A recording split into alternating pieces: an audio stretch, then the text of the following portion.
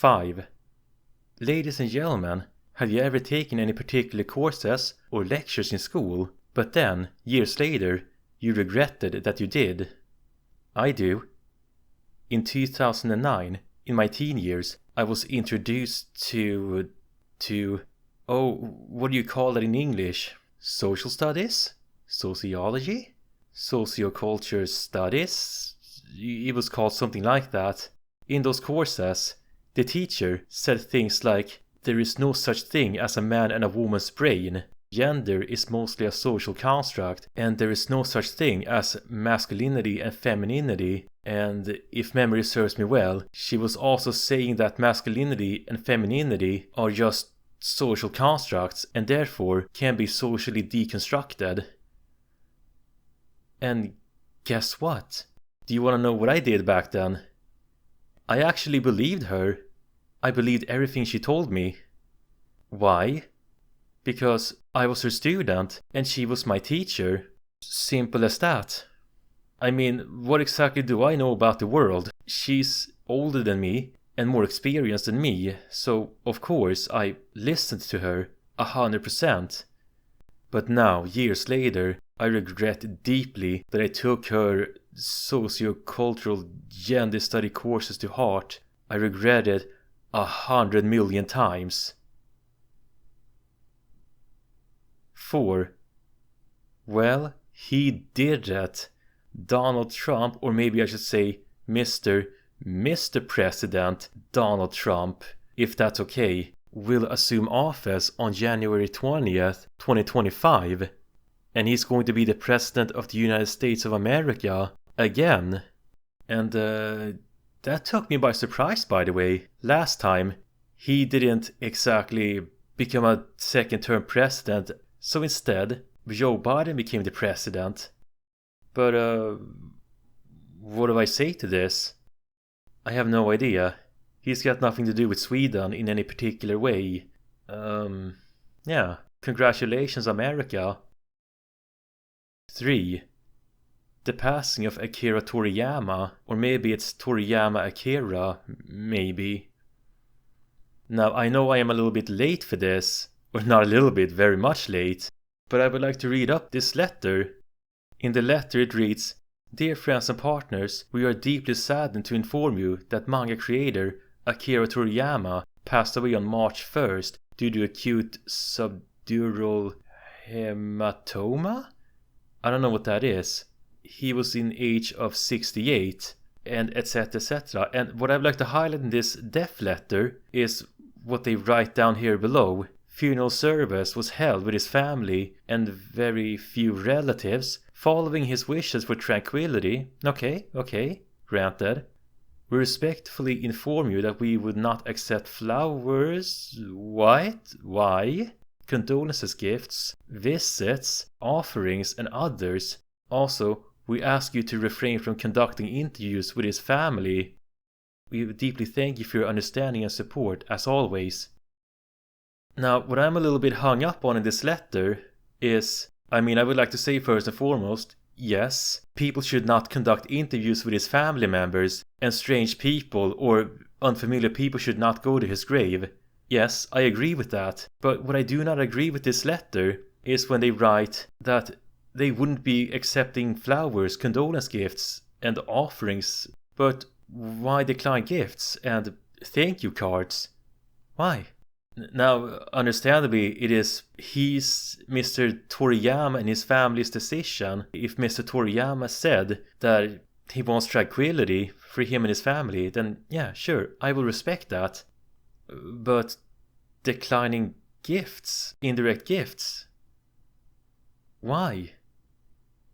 I don't know about you guys, but as for me, personally, in my opinion, if I was, let's say, a famous book author, for example, and I have fans around the world who read my books, and then when I'm dead, hopefully the age of 100, hopefully, then I wouldn't be declining indirect gifts or thank you cards or what have you. Now, just like what Mr. Toriyama wanted, just like what this letter writes, please do not conduct any interviews with family members and don't visit his grave. Yes, I too would find it very inappropriate if random people wanted interviews, but what I wouldn't find inappropriate is when a fan wanted to pay tribute to my grave and put some flowers on my grave or a thank you card, or put a thank you card in the mail to my family members. That is it. I wouldn't mind that. Do you know why? Well, because I'm in my grave. I cannot breathe, I cannot see, I cannot feel, I can't think, and I can't give any consent. I'm dead. So I actually wouldn't mind if people gave some thank you cards or flowers to my family members or to my gravestone, if it was me. Well, yeah, that's just me. So I just want to say, thank you very much for Dragon Ball, Akira Toriyama. I read that manga over and over again when I was a kid. So, thank you so very much. Rest in peace. 2. On June 14th, 2022, I finished reading JoJolion, and I'm a bit disappointed. But before I get to that, I did actually detail this out in my hybrid opinion on Japanese entertainment, my background and history with JoJo. Yeah. Now, I remember a couple of years later when I finished Steel Ball Run, when I was so glad that I finally got to JoJolion. I was so glad. You know, I was reading JoJo sluggishly, and I thought, man, I'm never gonna get to JoJolion in time. When I get to JoJolion, it's probably gonna be over by then. But I did make it in time, and when I got to JoJolion, I was curious about the main character. I probably shouldn't spoil his name. I'm not gonna give out the name for him. And when I got to JoJolion, it could have been early 2010s maybe, 2012, 2013 maybe? I mean, goodness, when JoJolion was serialized, I was still in school back then. And by 2022, I was in my late 20s. I mean, this manga really dragged on. Why? Because Mr. Araki, if I may call him that, put so many "I'm taking a hiatus from JoJo for a bit, please understand." And that's why JoJolion dragged on. Now, I thought JoJolion was gonna be his last manga, but no, he continued with JoJo Lands. And I heard rumors that Mr. Araki, if I'm allowed to say that, wanted to retire after JoJolion, but for whatever reason he continued. Now, I thought JoJolion was a good manga and all, but man, I was really disappointed with the final boss battle.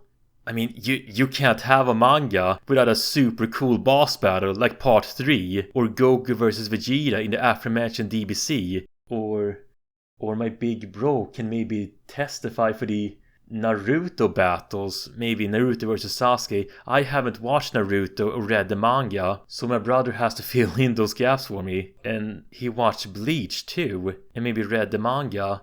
But anyways, you can't have a super cool manga without some epic final boss battle with flurry of fists and call-out attacks and what else you can think of an epic manga battle. But no, JoJolion didn't exactly have that, not exactly so. In my subjective opinion, the final fight for JoJolion felt anticlimactic. Now, as for the previous arcs, like Steel Ball Run, I'm not gonna spoil Steel Ball Run, but Steel Ball Run, that epic boss battle was an epic boss battle, and so was Stone Ocean, and so was Part 3, and Part 1 and 2, and etc, etc. So I'm disappointed that JoJolion's final boss battle felt anticlimactic. But yeah, that is my opinion of JoJolion. The presentation was good in the beginning, and so was the mid part, and a little bit of the later parts a little bit. But I felt the final part, in my subjective opinion, was disappointing. Sorry, Mr. Araki. Better luck next time. 1. Go down to the description box below for the unlisted, age-restricted segment.